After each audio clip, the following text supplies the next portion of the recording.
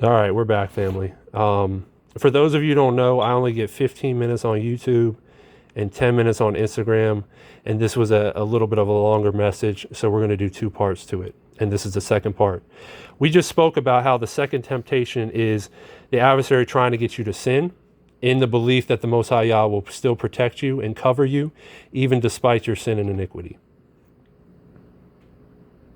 So let's look at the final temptation that the adversary is bringing to us. And it begins right here in verse 8. So Matthew 4:8.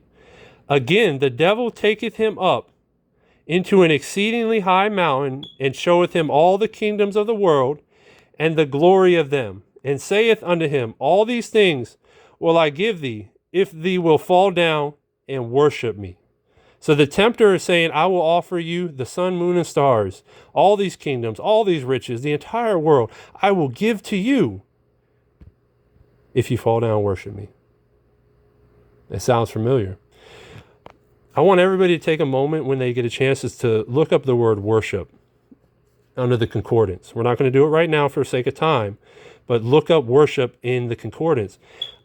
Another way to say worship is to bow down.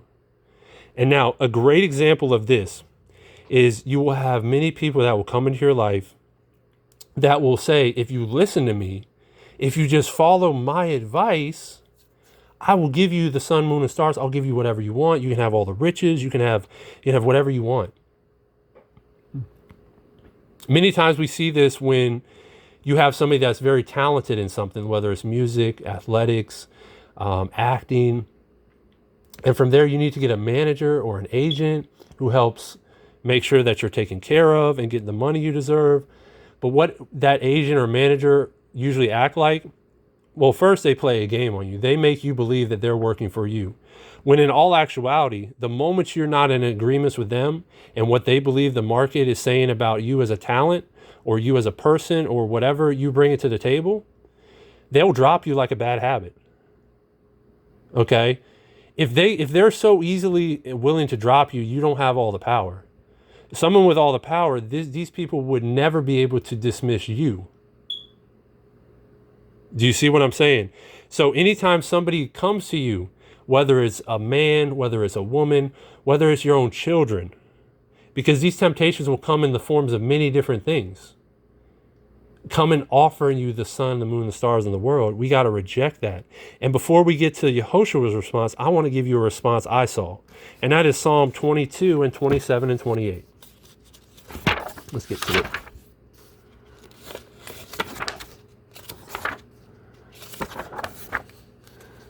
Oh, we're in Job. Psalm 22 and 27 and 8.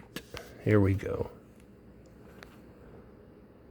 And all the ends of the world shall remember, Psalm 22, verse 27. All the ends of the world shall remember and turn unto Yahuwah, and all the kindreds of the nations shall worship before thee.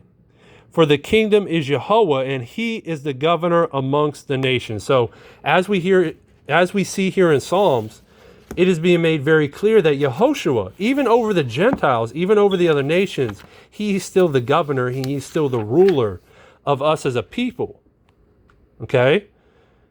So he rules over us. And this is very important, and I'm going to tell you why in a second.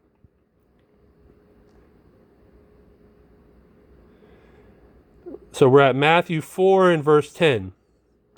Then saith Yahushua unto him, Get thee hence, Satan, for it is written, Thou shalt fear Yahuwah thy Elohim, him shalt thou serve. Then the devil leaveth him, and behold, angels came and ministered unto him.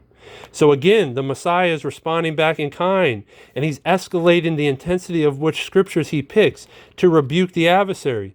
So as they're escalating their force in terms of their attack and temptation on you, we must escalate our force.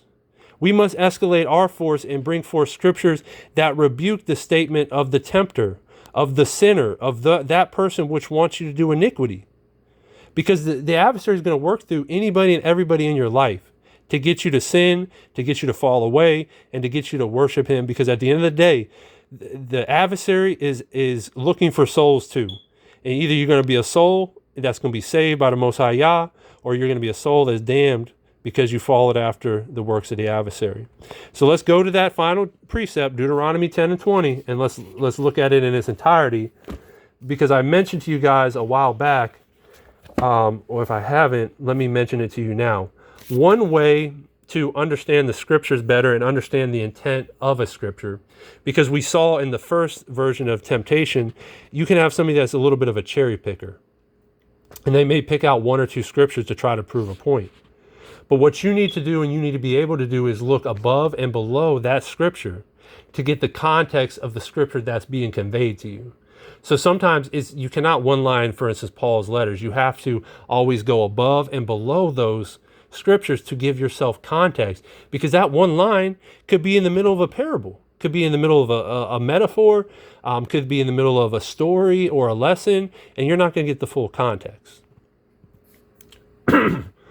So that's what's going to happen here with Deuteronomy 10 and 20.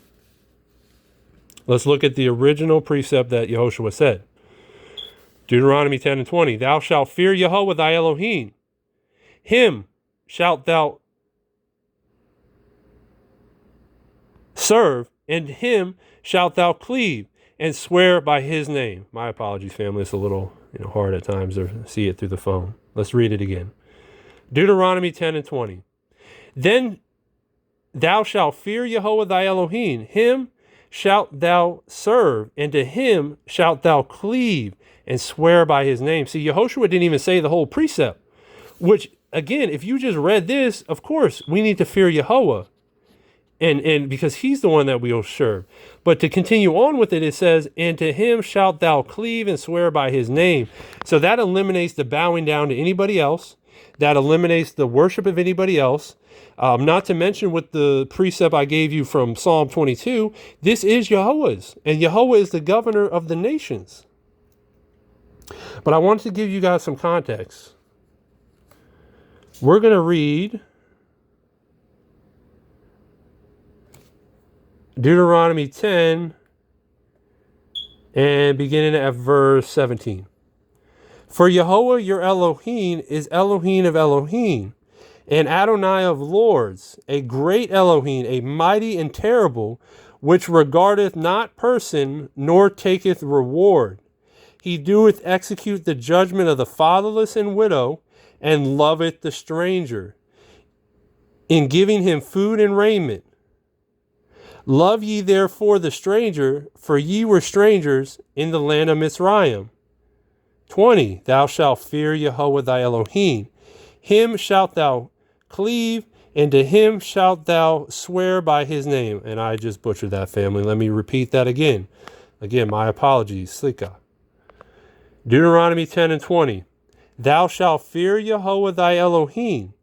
Him shalt thou serve, and in him shalt thou cleave, and swear by his name. So what this means for us as Gentiles is that Yahuwah even had great mercy and great mercy upon us even then. Because when the adversary offered up the whole world, much of what the world is made up of is what? The other nations, Gentiles. So if you were to give somebody all the kingdoms and all the wealth, usually what comes with that is oppression.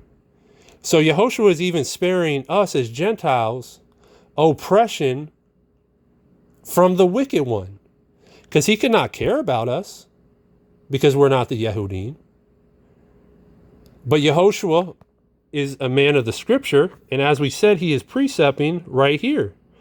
So that means he knows all the word, and he is actually the word in flesh form.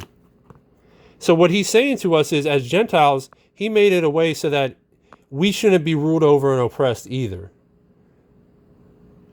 And that anybody willing to follow after the tempter and seek the riches of this world will not receive the blessings of the kingdom of heaven. You've gotten your reward. You've gotten the riches. You've gotten the rulership.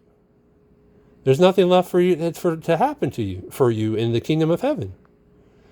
So let's go back to Matthew 4. and close out. Matthew 4. And the last line that we looked at and read already, it says, Matthew 4 in verse 11, then the devil leaveth him, and behold, angels came and ministered unto him.